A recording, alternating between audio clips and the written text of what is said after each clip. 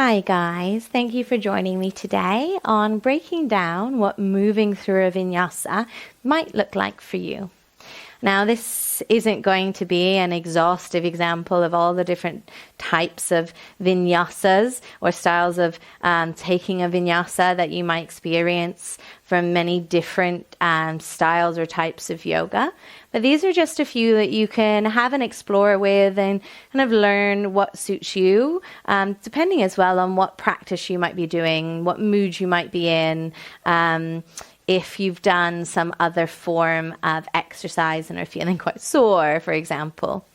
With that being said, you know how much I love to babble. I'll stop myself there. With vinyasa practices or with doing a vinyasa, you tend to start the vinyasa from either a plank or a down dog. So I'll start it from a plank and we'll move back into a downward facing dog in each of the examples.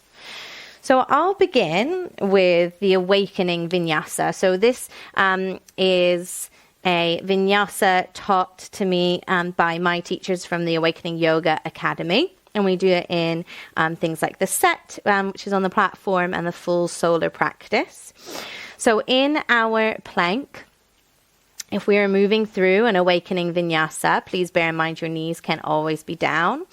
We shift ourselves forward, come into chaturanga, take a push-up, pop the knees down towards the ground, bum towards the heels, and you pull yourself forward into upward facing dog.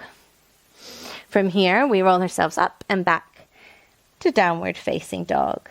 Even within this one style, there are options of having the knees down the entire time and coming in to cobra as a back bend instead, for example. So one more time, awakening vinyasa. Take the push-up, knees to the ground, bum to heel so we can draw ourselves forward, upward facing dog, and up and back, downward facing dog. I'll shift myself forward into plank for a more typical vinyasa that you'd probably see in the class that I teach. So we'll lower ourselves down to the ground however we wish. So it might be a solid lower to the ground, or you might pop the knees down and lower. Forehead to the earth, chin to chest. Using an inhale, we'll come up to cobra as our back bend. And an exhale, you'll fold back down to the ground. Either then inhaling to all fours or up to plank, and then up and back to downward facing dog.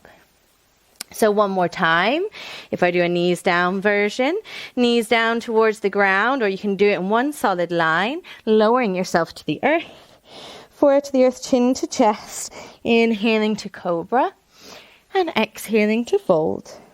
Inhaling to all fours or plank, and exhaling up and back to downward facing dog. One more type that I will show you still involves that chaturanga, but doesn't involve the push-up. So a few different stages, and obviously you can amalgamate them into your own version of what you would like your vinyasa to look like. Alternatively, if one is ever cued, you can take it or leave it and just hang out in your dog if you prefer instead. Awesome. So the final one I'll show you, we come to a low plank or a chaturanga.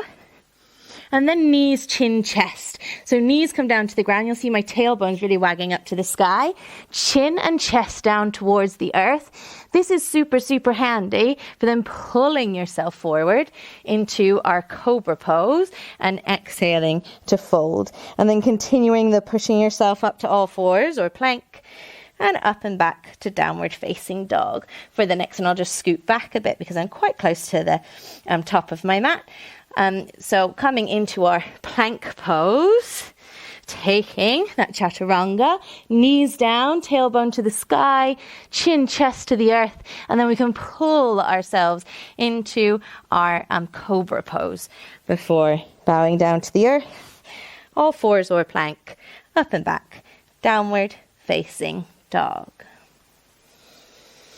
As I said, this isn't an exhaustive list, but the choice is always yours in any practice, whether to skip it or do your version of vinyasa, and a couple things to have a little play with that you might see in some of my videos in the future or in any classes that I teach.